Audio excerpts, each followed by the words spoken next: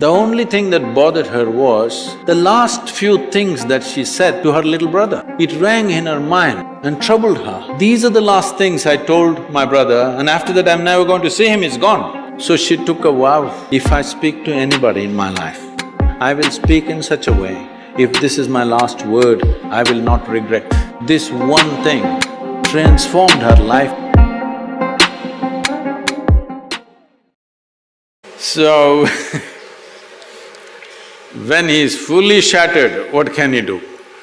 The question is, do you want to allow yourself to be fully shattered? That's a question. And many things that don't work out in your early life, you will see later on, it is a great blessing. There are many ways to look at this. Let me tell you this. This happened in 1941.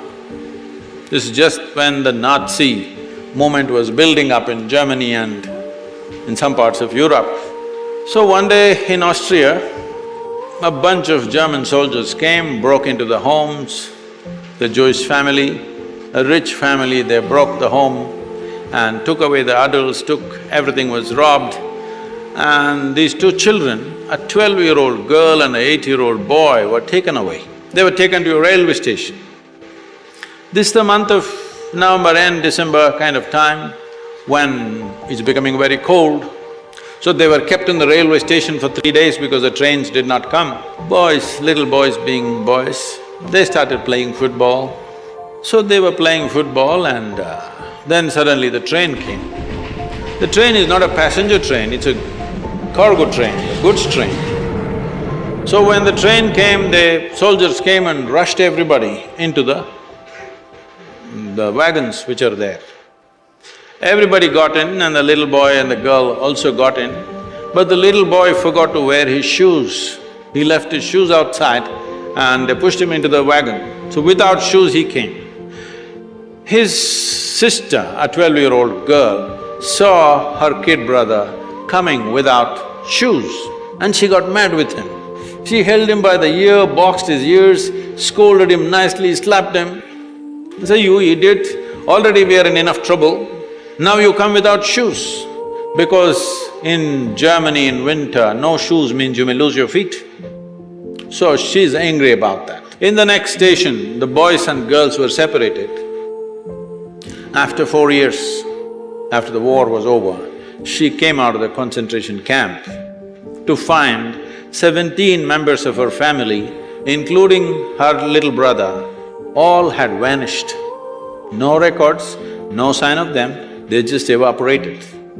At that time, the only thing that bothered her was the last few things that she said to her little brother. She loves her brother, but the last few things that she said to him were such terrible things, it rang in her mind and troubled her. These are the last things I told my brother, and after that I'm never going to see him, he's gone. So she took a vow, if I speak to anybody in my life, I will speak in such a way, if this is my last word, I will not regret. This one thing transformed her life in such a way. She went on to United States, she died in 2006, she did some phenomenal work, built a hospital somewhere near Chicago, I think. She lived a fruitful life. I'm saying, even if you're put through the most horrible situations, either you can come out using that experience as a better human being, or you can use the experience to become a horrible mess. So whenever something hurts you, there are two options. You can either become wounded or you can become wise. This is the choice. The more things hurt you early on in your life, the wiser you should have become, isn't it? But unfortunately, most people become wounded. This is simply because they just need an excuse to turn their own intelligence against themselves, that's all. Especially if the world around you turns against you, is it not very, very important that your intelligence stands up for you?